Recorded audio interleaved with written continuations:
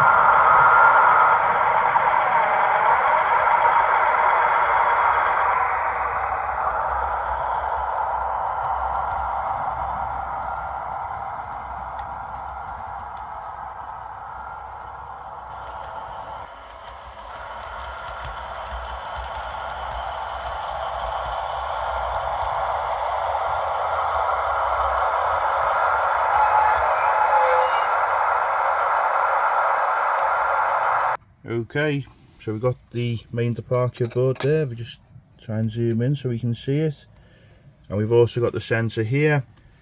Now this was the only bit that took a little bit of effort really. I just used my Dremel, cut out the sleepers just to sink this in, just so the train didn't well, obviously didn't clash or anything under the locos or the couplers.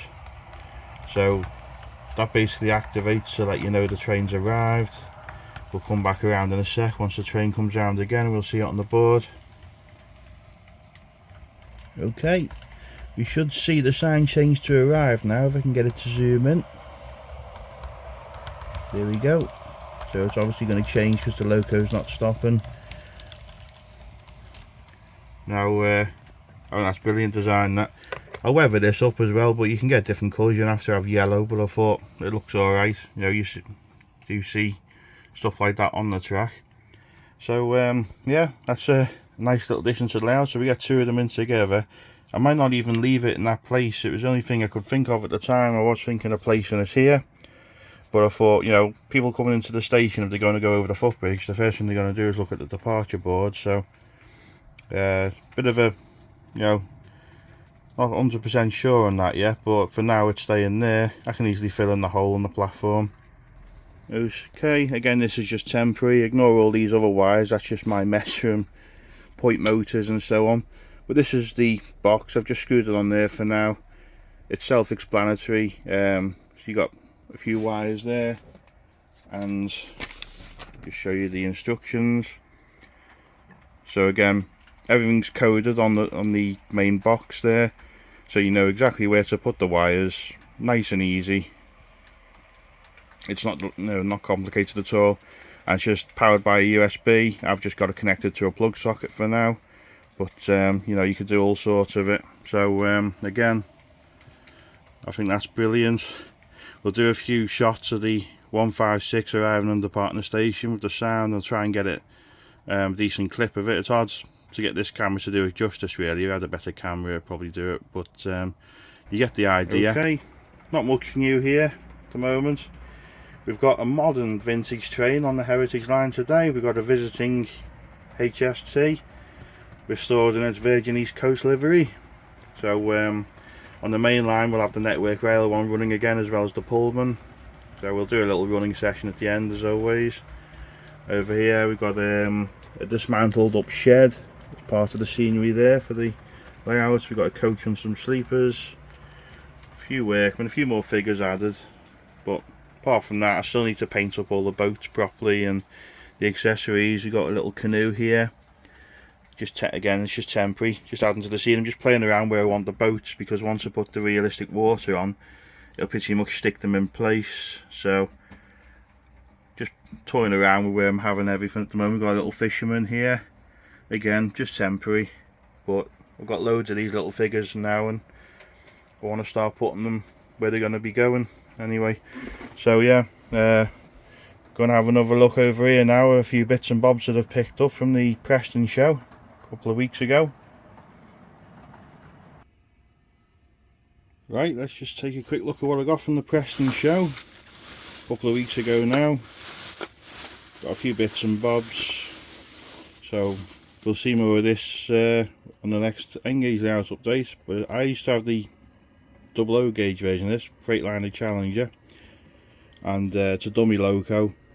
Cost £40. It was probably slightly less because I got a bit of a discount because I bought a few things.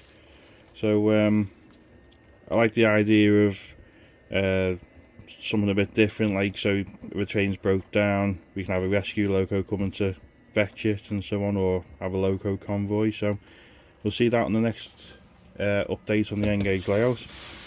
The rest is figures and an accessory for the layout, so just a few bits and bobs, but I thought it's worth showing because they'll be in the next layout update hopefully. So this is from Northwestern Models.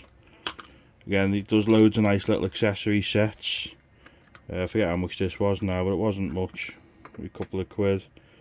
But that'll go nice on the Heritage line or the narrow gauge line. Just boxes of junk and bins basically, and it's just what you see on Heritage lines stored up. That's made out of metal as well, so it's quite heavy.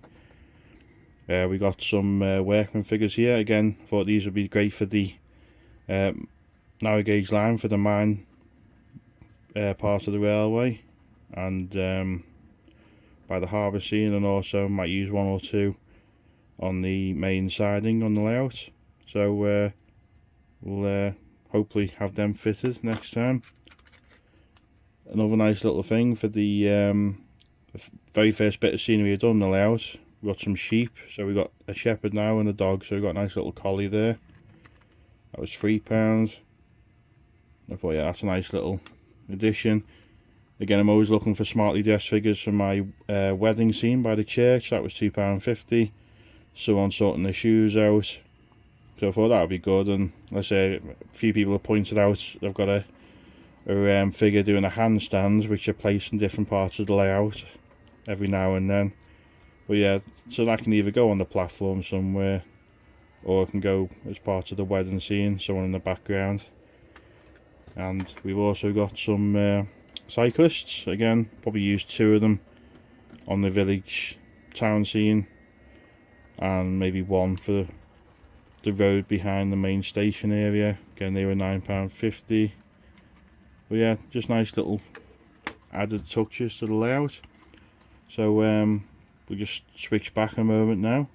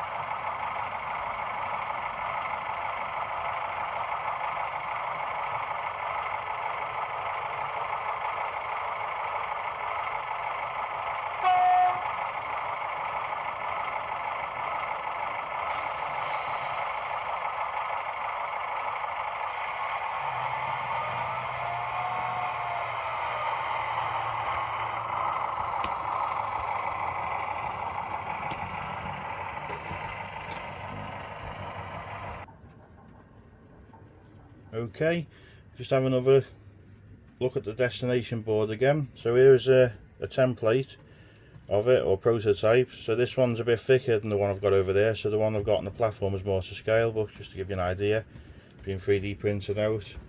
Now again, I think it's a brilliant idea. I wasn't really expecting it to be that good in terms of having the actual time on it and so on. So it's connected up to the Wi-Fi for that, and like I say, it's so simple as well. It took me 5 minutes to sort out, probably 5 minutes to cut the sleepers out of there, drill a little hole through, and 5 minutes to connect the wires back up together. So it's so easy to do. Now I just thought if you could put in the comments again if this is something that anyone would be interested in. It'd be interesting to know. Again, it'd be interesting for Dave to just gauge whether these are worth trying to sell. I certainly think there's a market for them, and like I say, I'm made up to have them on my layout. So but yeah, you get different colours. You don't have to have black. I chose black because well, looking at it now, I think it makes the writing stand out more, and to be honest, the camera really doesn't do it justice. I can see it clearly, quite far away. So yeah, brilliant idea, great invention. Now you can have all different lines on there. It can be programmed with pretty much whatever line you want in, as far as I know. So yeah, please drop in the comments what you think of it, and also general comments about the layout, the running session, so on. As always, this will probably be the last layout update for a little while, as well as the N-Gage layout, because I've got a couple of Steam galas to go to. We've got the East Lancs coming up this weekend, the big Steam Locos gala. We've got the Steam gala at Keighley the week after, and I'm also up to the Highlands the week after that, so hopefully we'll have some footage of the Strathspey Railway. So yeah, keep an eye out for those, and I'll be back soon with the Loft layout hopefully. And yeah, let me know what you think, and thank you again for watching. Keep an eye out for the next video, and bye for now.